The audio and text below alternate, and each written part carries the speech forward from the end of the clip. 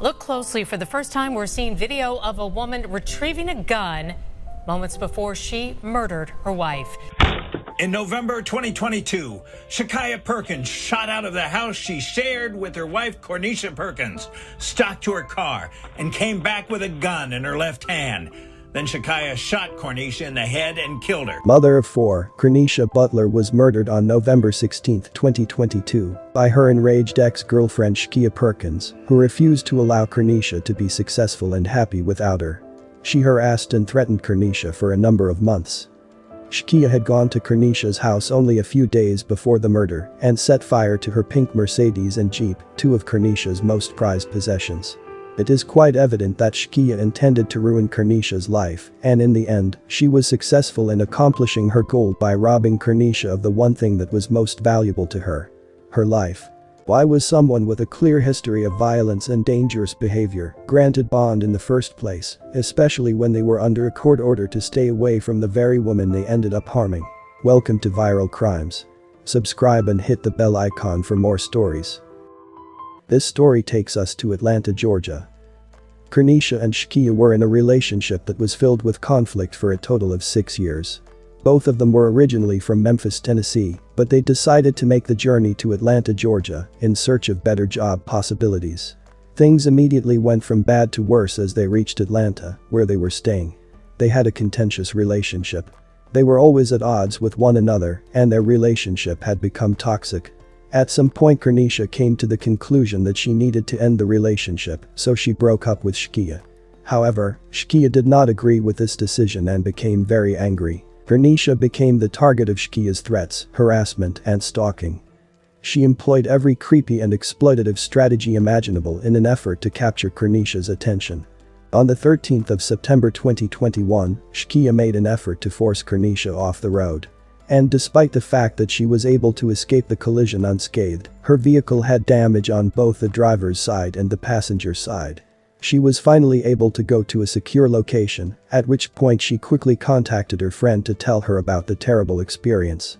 She messaged, "Fool, Shakiyah just tried to run off the road," to which her friend messaged back, "What do you mean? She tried to hurt herself or she tried to run you off the road?" Corneisha messaged back, "Yes, she hit my car both ways." On September 25, 2021, a couple of weeks after that incident, police were called to Corneisha's home after receiving a report that a car was on fire in the driveway. Upon arrival, they saw that her Jeep Wrangler had been completely consumed by flames. The fire spread from Corneisha's Jeep Wrangler to her pink Mercedes-Benz, which was parked next to her Jeep. After that, Shakiyah was arrested and charged with 4 felonies, but she was released on bail after serving just 8 days behind bars.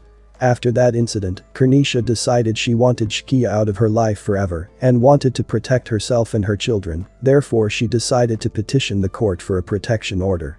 A court has granted a request for a restraining order for a period of 1 year. Regrettably, despite the domestic violence, the criminal charges, and the restraining order, it doesn't take long for Corneisha to make the decision to allow Shakiyah back into her life, which was a breach of the restraining order. Shakiyah even uploaded a video of her and Corneisha on Facebook on Valentine's Day of this year, along with a message, "Happy Valentine's Day to my sweet and sour wife, us against the world. Remember that 6 years of toxic love I wouldn't do with no one else but you, my love." Corneisha eventually finds herself in a position to no longer interested in maintaining the relationship, and she decides to move on permanently. Not only was she delighted, but for the first time in the 6-year relationship with Shakiyah, she felt free from the constant negativity and abuse. She was thrilled about the future as she prepared to move ahead by buying a new house for herself and her children. She went as far as posting images of her new house on Facebook with the caption, "Been in Atlanta going on 2 years. The best decision we could have made. My kids been through hell and back with me. It's only right I give them a life I never had." She was attempting to lead a life that was happy and unbothered. Sadly, soon tragedy would strike. On November 16, 2022, Shakiyah stormed into Corneisha's home, shooting her in front of her son, who was only 2 years old at the time. Additionally present in the home was Corneisha's mother at the time. As a result of the stroke that she suffered, her mother is unable to assist her daughter in any way. Fortunately, Corneisha's 3 daughters were at school and did not witness the murder. When they finally returned home, they learned that their mother had been murdered. Shkia's wicked and malicious plot was revealed in text messages that she sent to Corneisha before she was murdered. She messaged, "Okay, pay your insurance. My mind is made up. You will be dead soon, so keep talking. That's what I want you to do. I'm going for first degree, not second. And I stamp that. Yep, it's all fun and joke until you're scared for your life and show the police these messages." Perkins was arrested and charged with first-degree murder, possession of a firearm or weapon, and cruelty to children as posted by the Fulton County Police Department. New at 6, a Channel 2 Action News exclusive. Look closely. For the first time, we're seeing video of a woman retrieving a gun moments before she murdered her wife. She's now pleaded guilty to the crime, and Channel 2 investigative reporter Mark Winnie is live in Midtown Atlanta. Mark, there were allegations of domestic violence before the murder, but that suspect got out on bond. Yeah, a prosecutor with the Fulton County DA's Domestic Violence Division says while the video shows the killer getting the gun moments before this murder, his experience looking at abusive relationships shows how often victims sadly stay in or return to a relationship even as the violence escalates. In the Perkins case, it is a wife who kills her wife. There had been escalating violence. In November 2022, Shakaya Perkins shot out of the house she shared with her wife, Corneisha Perkins, stalked to her car, and came back with a gun in her left hand. Then Shakaya shot Corneisha in the head and killed her, says Fulton County Senior Assistant District Attorney Travis Thomas. Pretty soon after we showed that video, she decided to take the plea. He says last month, Shakaya Perkins pled guilty to murder and more. She ultimately pled to life with the possibility of parole. That was a plea deal that was offered. So she admitted everything. Thomas says though they shared the bond of matrimony on the day of the murder, Shakaya Perkins should not have been near her wife because Shakaya was out on bond totaling $70,000 on charges of aggravated assault, criminal damage to property, terroristic threats, felony, and arson first degree. Conditions including must not come within 200 yards of the victim in those alleged incidents, which was Corneisha. She tried to run Corneisha off the road in her car, and this all happened within months of this incident. Also, there was an incident where she set Corneisha's car, she had a Jeep, set her car on fire in a driveway. Thomas says in the vehicle arson, a person believed to be Shakaya Perkins can be seen on doorbell video in the vicinity of the fire. And in another incident, she kicked the door of a residence where Corneisha temporarily stayed. The prosecutor says charges relating to the alleged incidents before the murder were dismissed since Shakaya Perkins agreed to plead guilty in the murder case and accept a life with the possibility of parole sentence. Prosecutor Thomas told us he's a former Army officer who did 2 tours in Iraq.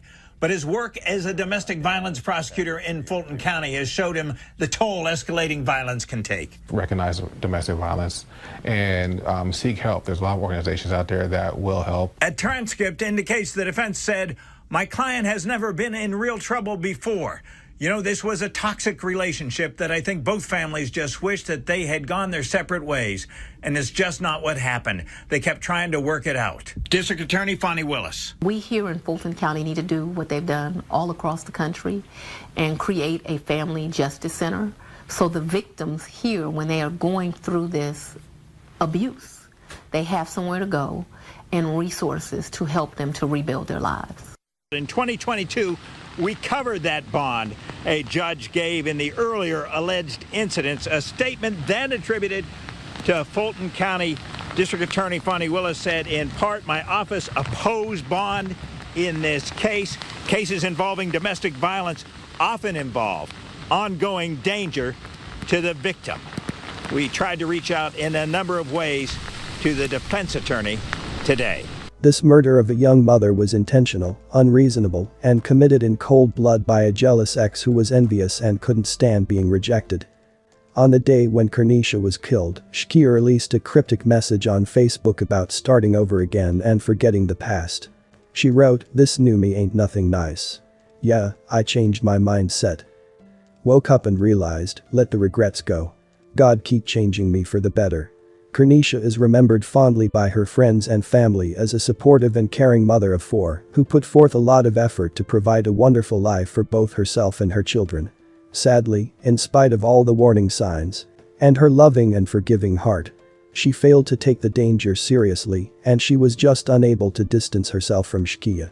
But because of Shkia's selfish actions, 4 of her children will never again have a mother to call their own. Corneisha's loved one recently shared a message on Facebook, "My baby, my sister, my girl. I've been trying to process this all day, and I can't. I can't, Nisha. I have no words. I'm so lost right now. My heart is hurting so bad. I'm sick to my stomach. We have gotten so close. Sisters. After Dad left us, we made a promise. We never went a morning without talking to each other." Her brother also writes, "My sister, my twin, my ribs, my mommy, my other half of me.